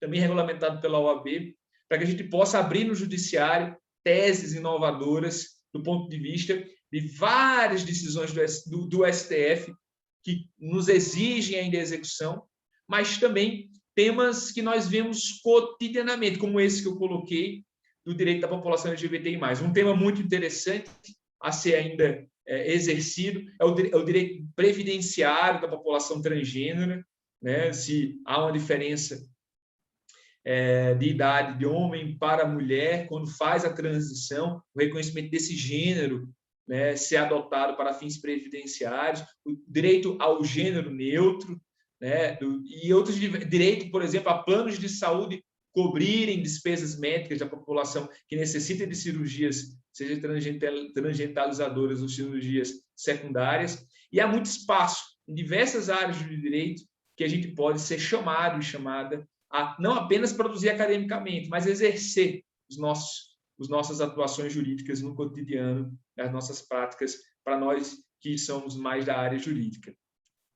Do ponto de vista legislativo, e aí já passo para o encerramento para ler eventuais dúvidas e abrir o microfone aqui para quem quiser fazer alguma questão, né, e fazer alguma consideração, alguma pergunta, para que a gente possa ter esse bate-papo final até o encerramento do nosso webinário, é dizer que a gente tem hoje que apoiar pelo menos 3 grandes projetos que tramitam no Congresso Nacional.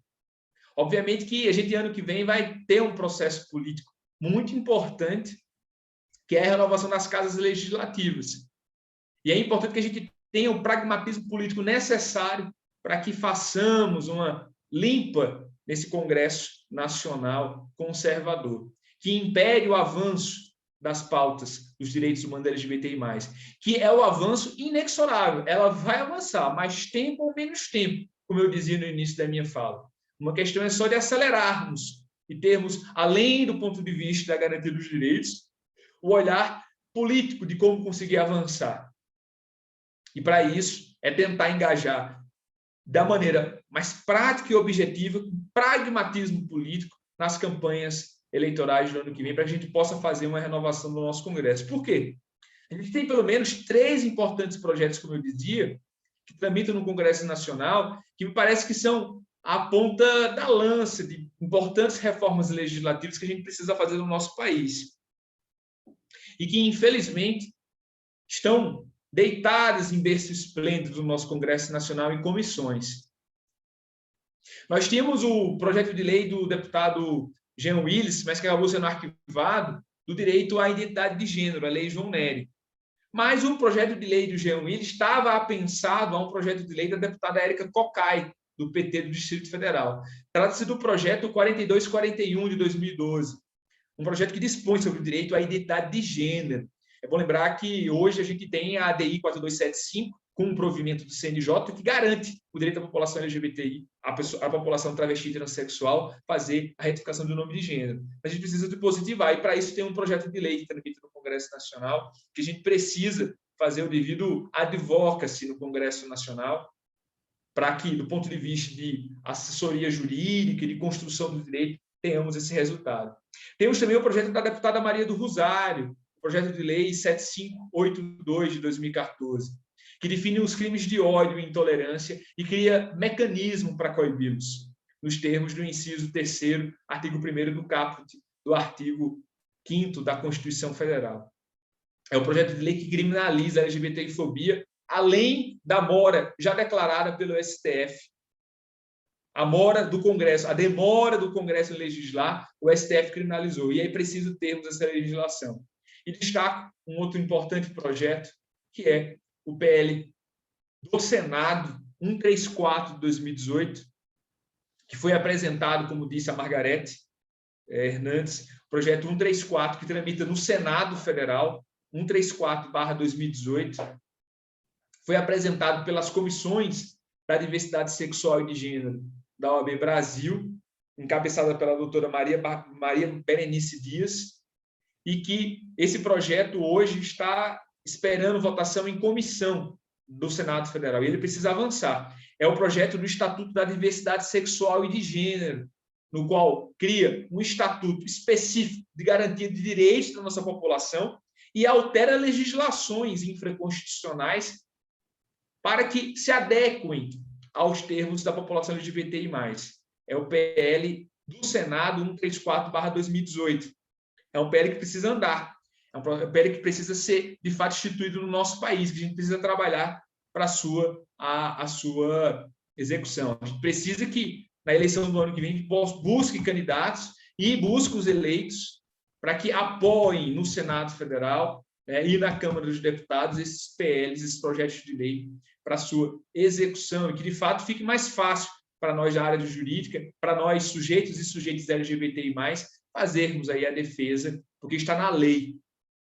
Não seria apenas a decisão judicial, que já tem efeito erga omnes, já é efeito para todos e todas, né? Mas também está na lei nesse sentido.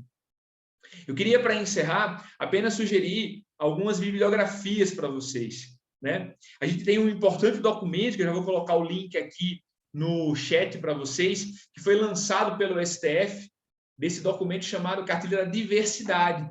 É um compêndio de jurisprudência do STF em bibliografia temática, é um documento interessantíssimo de consulta rápida.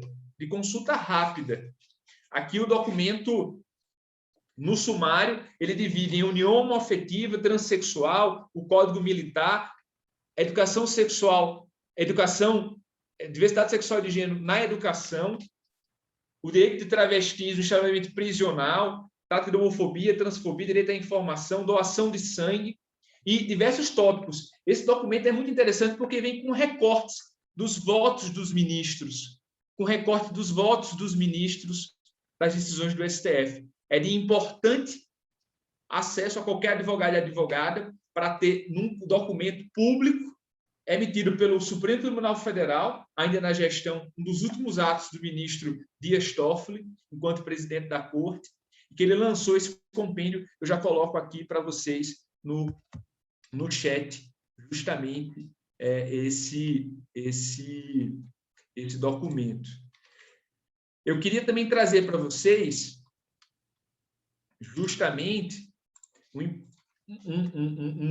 uma sequência de documentos que indicam como bibliografia, para que vocês possam entender essa história e possam avançar cada vez mais na construção dos direitos LGBTI+.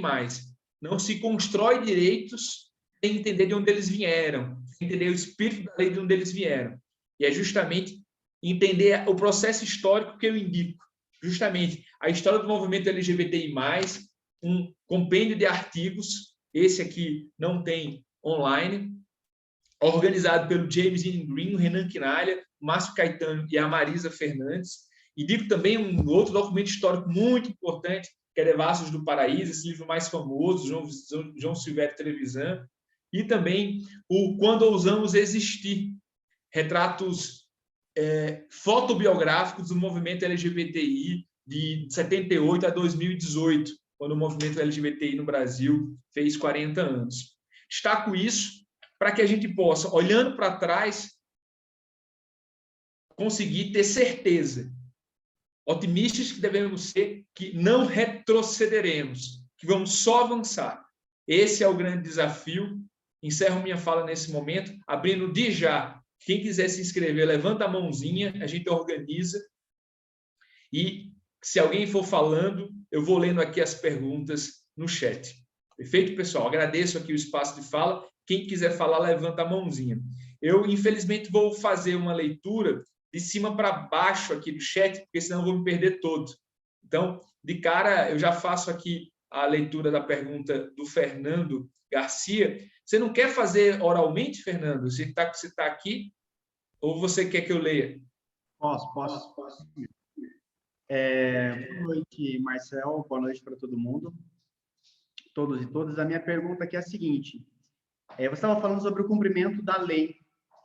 E o cumprimento da lei, seja do operador jurídico ou pela própria polícia que você trouxe, muitas vezes ela vem carregada de violência física, verbal, qualquer polícia, ou às vezes advocatícia. Às vezes o operador do direito atende uma pessoa LGBT já de forma violenta. Às vezes no atendimento na delegacia ou na abordagem de rua ou outras formas. Os cursos de direito, em geral, não têm semanas acadêmicas com essa temática. Não é um assunto tão aberto assim. Você tem alguma proposta ou pensa alguma forma de como fazer para que a polícia seja menos agressiva ou para que aquelas pessoas que vão fazer o cumprimento da lei seja também uma forma humanista? Fernando, eu em algum sentido agradeço demais a tua pergunta, porque realmente eu acho que é o grande desafio, é esse momento que a gente está esperando, essa virada de mais e mais servidores que possam entender o ponto de vista da LGBTI-fobia, né, e que possam nos atender de maneira mais humanista. Esse é o desafio. Eu conheço aqui no Paraná, na Paraíba e alguns outros estados, policiais que entendem a pauta LGBTI+. Conheço alguns delegados, aqui principalmente no Paraná, que entendem perfeitamente. Aqui no Paraná a gente acompanha, por exemplo, alguns casos, e inclusive do caso do serial killer, que teve aqui em Curitiba, acho que é um fato conhecido por todos e todas, né? Eu acabei podendo acompanhar o caso pela Aliança Nacional desde o início, inclusive eu conhecia um dos meninos que acabaram sendo assassinados, lamentavelmente, e o que a gente percebeu foi, de fato, uma mudança de cultura. O inquérito policial tramitou na Delegacia de Homicídios, e lá eu fui diversas vezes como um homem gay, debater com o delegado, tratar que ali havia uma homofobia internalizada por parte do assassino, e lá o que eu pude observar foi é verdade, eu realmente, o delegado me dizendo, realmente eu percebi que isso aconteceu. E, de fato, o caso, a gente queria, naquele caso, o objetivo que fosse para o tribunal do júri, para uma resposta da sociedade, acabou que, por entendimento de celeridade, manter o serial killer na prisão, o delegado indiciou e já estamos com denúncia apresentada no judiciário por latrocínio e não por homicídio, né? E que, de maneira muito interessante, o delegado e a promotora colocou o latrocínio cumulado com crime de LGBTI-fobia, colocou o artigo 20 da Lei CAO, aplicou, além do latrocínio, também o crime de LGBTI-fobia, no caso, a aplicação analógica, né? Analógica, por assim dizer, da Lei CAO, né? Da Lei dos Crimes Raciais. Está aplicado nesse caso concreto. E o desafio é que a gente consiga, de bom grado, boa coração, como eu dizia, ainda com paciência, né, tentar incidir junto aos membros do Ministério Público, junto às polícias, buscando garantir essa educação, formal e não formal, para formar, de fato, uma nova geração que não teve acesso, Fernando, nas faculdades, né? Uma geração que não teve acesso ao conhecimento. E há uma parcela da população de agentes públicos que ainda vale a pena ajudar a explicar. Por isso que a gente faz tanta cartilha, por isso que a gente faz e indica tanto documento como esse do STF, por isso que vamos lançar em breve um manual de direitos LGBTI+, para que esses documentos possam chegar na mão dessas pessoas. Porque eu digo, o preconceito nada mais é do que a ausência de educação, a ausência de conhecimento. E para eliminar o preconceito é a educação. E não há lei nenhuma no Brasil que impeça a educação da pauta da diversidade sexual e de gênero. E, como eu dizia na minha fala, para eliminarmos e garantirmos, de fato, é um processo histórico de evolução, desde do debate racial, do debate ao preconceito de gênero, né? É também o preconceito LGBTI+. Mas temos alguns sinais de avanços, alguns sinais, de fato, de pessoas de servidores públicos que vêm garantindo minimamente a questão do nosso direito e respeitando os termos e atendendo. Eu sou um otimista inveterado, eu acredito que vamos, de fato, avançar.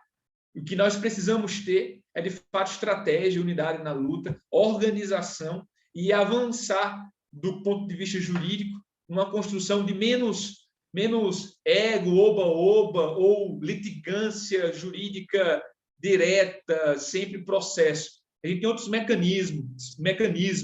Eu recordo aqui, por exemplo, os mecanismos que a própria Lei Maria da Penha inspira e pode inspirar nós do campo do LGBTI+, que são os cursos formadores para os agressores, né? É que a gente possa acreditar que, sim, a ressocialização é possível, né? Para todos os crimes, né? Que a gente possa, de fato, acreditar nisso. Senão a gente vai viver numa sociedade baseada apenas no ódio e num retroalimentar de ódios que, de fato, não vai construir uma sociedade que a gente acredita, justa, livre, igualitária, para todos e todas. Eu acho que, em algum sentido, respondi a tua pergunta, Fernando. Teríamos alguma outra questão?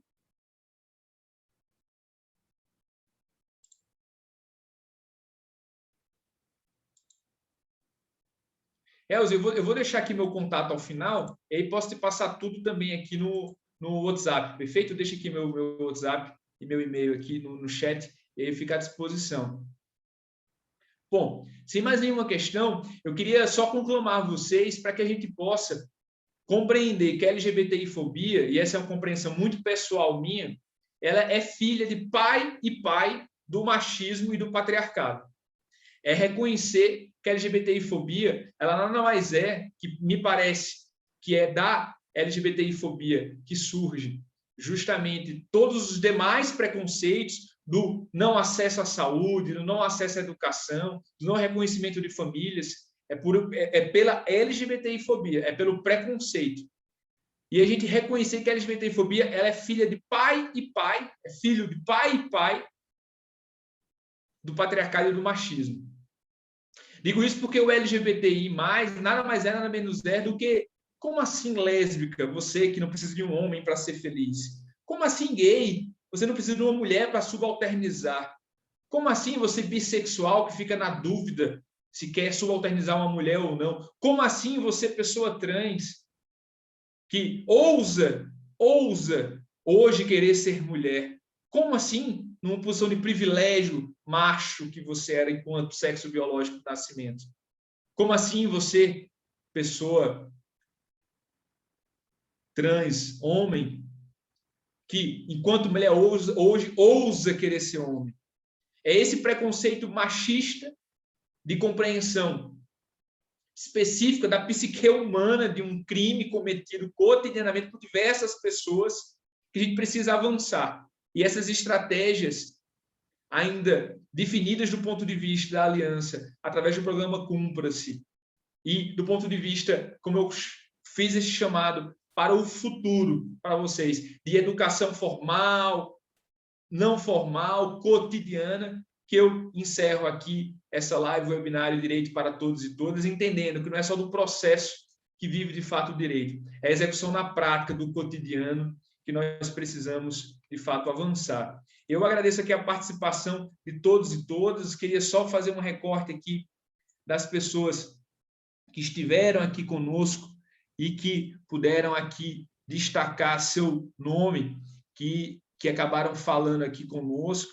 O Lucas aqui, como é que fala, destacou aqui diversas vezes, ninguém pode reclamar que não teve certificado após, né? O Lucas colocou várias vezes aqui justamente o link do Google Forms, então quem ainda não assinou, por favor, preencha, né, o Google Formulário aqui. Então, agradecer a presença do Jefferson de Londrina, o Leonardo de Colombo, o Diego Poça de Belo Horizonte, veja só, o Paulo de Virmont, no Paraná, o Jefferson da Bahia, que bacana, a Ana Lodi, minha querida Ana Lodi de Santa Catarina, o Mauro aqui de Curitiba, né? Temos o Euder de Goiás, o Tiago de São Paulo, a Lauricéia de Araçatuba, também o Damião de Araçatuba, o Hugo de Cabo Frio, né? O Diego Babinski, nosso querido Diego Babinski de Jacarezinho, também conselheiro dos direitos humanos aqui do estado do Paraná, conselho que atualmente eu coordeno, né? O Marcelo Karpinski, né? Perfeitamente, acho que alguém aqui embaixo falou mais alguma coisa também.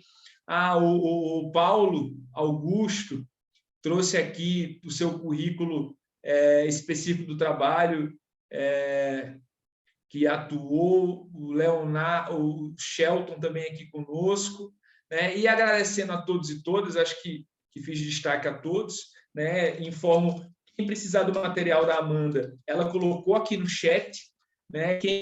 O WhatsApp dela, ela fica à disposição justamente para que vocês possam buscar. Meu contato está aqui, né? Vou colocar meu e-mail também à disposição no chat, e com essa gratidão de termos ainda esse horário, 37 pessoas conosco, declaramos então encerrado esse webinário de direitos humanos da população LGBTI+, e que nos encontramos aí nas redes sociais, Instagram, sempre na construção, de fato, da população LGBTI, dos direitos da população LGBTI+, com qualidade e com estratégia. A gravação está gravada, né? Ela, infelizmente, teve problemas técnicos e não ficou disponibilizada no YouTube, mas acredito eu que a gravação depois deva constar no YouTube. Do CIPAD já está informando aqui, então. O pessoal da superintendência já informa que vai ficar no YouTube. Pessoal, forte abraço, agradeço a presença de todos e todas, né? 8 horas e 52 minutos. Encerramos aí até 8 minutos antes. Vamos poder jantar agora. Vou fazer minha janta e agradeço aí. Foi muito satisfatório poder aquecer um pouco os corações, que acreditar que tem muita gente que acredita, verificar que tem muita gente que acredita justamente que o mundo novo é possível. Lembrando, estamos apenas à busca de um único direito, de tudo isso que a gente debateu, é o direito à felicidade. E é esse direito à felicidade que nós queremos para todos e todas. Que nós possamos casar e também não morrer por ser quem somos. Forte abraço. Tchau, tchau.